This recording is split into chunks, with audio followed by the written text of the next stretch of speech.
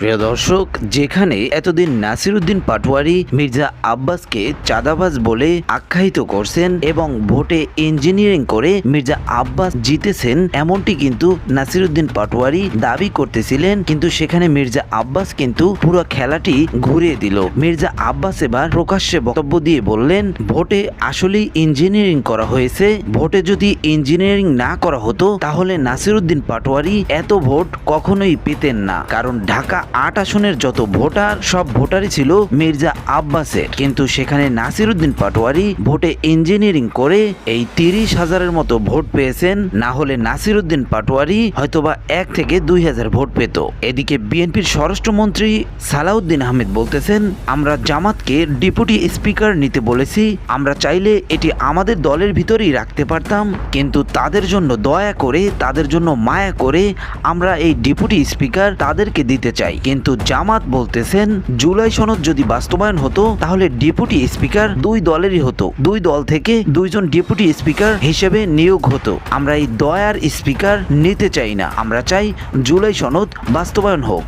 এদিকে কিছুতেই বিএনপি জুলাই সনদ বাস্তবায়ন হতে দিবে না। প্রিয় দর্শক, মির্জা আব্বাসের বক্তব্যের পরিপ্রেক্ষিতে নাসিরউদ্দিন পাটোয়ারি বলেন, মির্জা আব্বাস ভাই ভালো হয়ে যান, এবং তিনি আরো বলেন, তারেক রহমানের উদ্দেশ্য করে, তারেক রহমান শেখ হাসিনার দেখানো পথেই হাঁটতেছেন। যেখানে শেখ হাসিনা তাহাজ্জুদ নামাজ পড়তেন, তিনি নিয়মিত কোরআন তেলাওয়াত করতেন এবং ভালো মানুষের মুখোশধারী একটি মুখোশ নিয়ে তিনি চলাফেরা করতেন। তিনি দলের প্রধান হিসেবে তার কোনো দোষ ছিল না। তার দলের যত চামচা চামন্ড ছিল তারাই চাঁদাবাজি, জমি দখল এবং ধর্ষণ করে বেড়াতো। ঠিক একই রকম ঘটনা ঘটতে যাচ্ছে তারেক রহমানের সাথে। তারেক রহমান ভালো মানুষই দেখানোর জন্য জ্যাম ঠেলে ঠেলে বাসায় যাচ্ছে, জ্যামের ভিতর বসে অপেক্ষা করতেছে। এদিকে স্বরাষ্ট্রমন্ত্রী সালাউদ্দিন আহমেদ রিকশা নিয়ে ব্যস্ত আছে, রিকশার মোটর চলবে কি চলবে না সেই বিষয়টি নিয়ে ব্যস্ত আছে। কিন্তু দেশের আইন শৃঙ্খলা বাহিনী এবং দেশের যেই ধর্ষণ বেড়েছে, দেশের যেই লুটপাট বেড়েছে, এই দিকে তার কোনো খেয়ালই নেই। এমনটি যদি চলতে থাকে তাহলে আমাদেরকে আবারও রাস্তায় নামতে হবে, আবারও একটি নতুন জুলাই গণ অভ্যুত্থান করতে হবে। এখনো সময় আছে,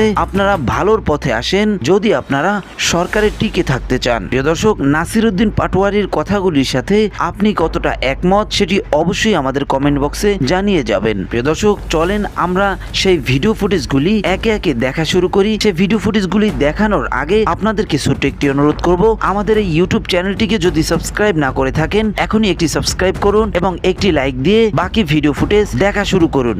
ভাই, আপনি আপনার জায়গায় থাকেন, কিন্তু দুই নাম্বারই করবেন না। গ্যাংস্টার, মাফিয়াবাজি, চাঁদাবাজি, দুর্নীতি, সন্ত্রাসী এই কাজগুলো করবেন না। যদি করেন তাহলে কিভাবে আপনাকে সাইজ করতে হয় আমরা সেটা অক্ষরে জানি। দেখেন, আমাদের তরুণদের কিন্তু চাকরি নাই, তরুণরা ব্যবসা বাণিজ্য করতে পারছে না। যদি এটা না করতে পারে বাংলাদেশের ইকোনমিক গ্রোথ হবে না। আর সেটাতে বাধা কোন জায়গায়?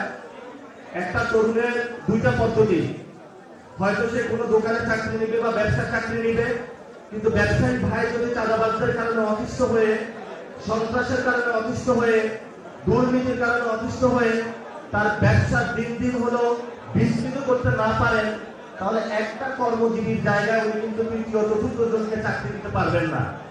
যদি না দিতে পারেন তাহলে বাংলাদেশে কর্মসংস্থান সৃষ্টি হবে না। যদি কর্মসংস্থান সৃষ্টি না হয় তাহলে তরুণদের মধ্যে ডিপ্রেশন বাড়বে, রাষ্ট্রের স্ট্যাবিলিটি আসবে না।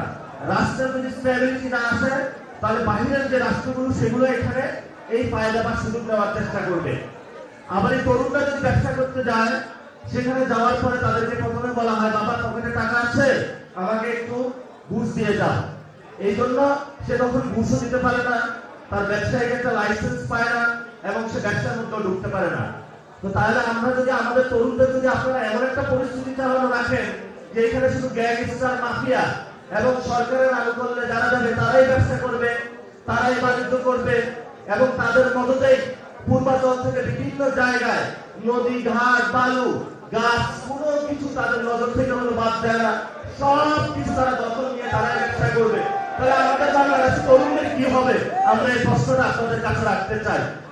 তো আমাদের এখানে একটা বিষয় আছে, সেটা হলো হয়তো আমাদের মৃত্যু অথবা আমাদের ফাইট করে সামনে আগাইতে হবে। আমাদের অধিকার কেউ ওনারা দিবে না, ওনারা হলো ওল্ড গার্ডস, ওনারা একটা পুরাতন বন্দোবস্তে আছে। এখন তো বিতর্ক এটাই লাগবে, যেহেতু ম্যান্ডেট তো আমি পেয়েছি, ম্যান্ডেট যেহেতু পেয়েছি তাহলে আমার মতো করে আমি সংস্কারের কাজ করব, মানা করতে পারবেন? আমি তো নোট অফ ডিসেন্ট দিয়েছিলাম, আমি যেগুলোতে যেভাবে ডিসেন্ট দিয়েছি সেইভাবেই করব। আপনি মানা করবেন? কি রকম করে বিতর্ক তো উঠেছে, সংবিধানের মধ্যে এই রকম শপথ দেবার কোনো প্রশ্ন নাই, তাহলে শপথ নেব কেন? আমরা বরঞ্চ তফসিলের মধ্যে নিয়ে আসবো, আমরা বরঞ্চ এটা ঠিক করব যে কোন পদ্ধতিতে শপথটা হবে এবং তারপরে শপথ দেব, কোনটা ঠিক। আচ্ছা, আমি যদি আপনাদেরকে জিজ্ঞেস করি, বলেন তো এই জুলাই সনদ বড় নাকি পার্লামেন্ট বড়? কোনটার শক্তি বেশি? 12 তারিখে যখন সংসদ বসবে তখন সংসদের সিদ্ধান্ত চূড়ান্ত, নাকি জুলাই সনদে যা লেখা আছে সেই সিদ্ধান্ত মানতে হবে? মানবার জন্য এই সংসদ কি বাধ্য?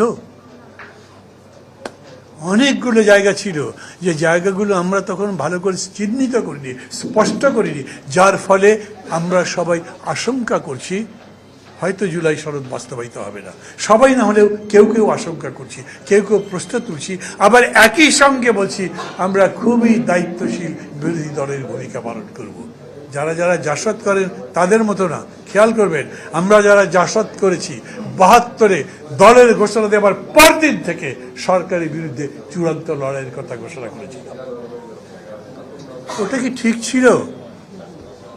ওটা কি গণতন্ত্র নির্মাণের পথের জন্য যথার্থ হয় কি না সেটা তো আলোচনা করবেন, কিন্তু আজকে কোনটা ঠিক তাও ঠিক হয়নি। এই জন্যে আমি বলি, আসলেই এরকম একটা আয়নার সামনে দাঁড়ান, যে আয়নায় নিজেকে দেখতে পান, যে আয়নায় ভবিষ্যৎ দেখতে পান, যে আয়নায় দেশকে দেখতে পান, যে আয়নায় দেশের ভবিষ্যৎ দেখতে পান, এবং সেই রকম করে নিজেদেরকে নির্মাণ করবার চেষ্টা করেন। আচ্ছা, জেএসডি কি সরকারি দল নাকি বিরোধী দল? হাসনাত কাইম বোধহয় বিরোধী দল, এটা উনি তো সংবাদ সম্মেলন করেছেন, বলেছেন।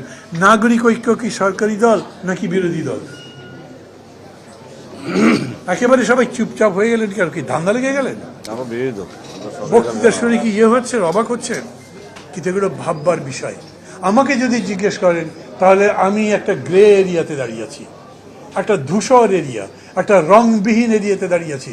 আমি এখন পর্যন্ত মনে করি এই সরকারের কাছে আমি অনেক প্রত্যাশা করতে পারি। আমরা গুড জেস্টার হিসাবে যেটা আমরা না বললে পারতাম সেটা আমরা অফার করেছি বিরোধী দলকে।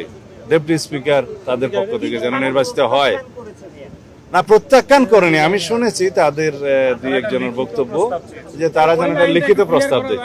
লিখিত প্রস্তাব দেওয়ার মতো কোনো বিধান তো নেই।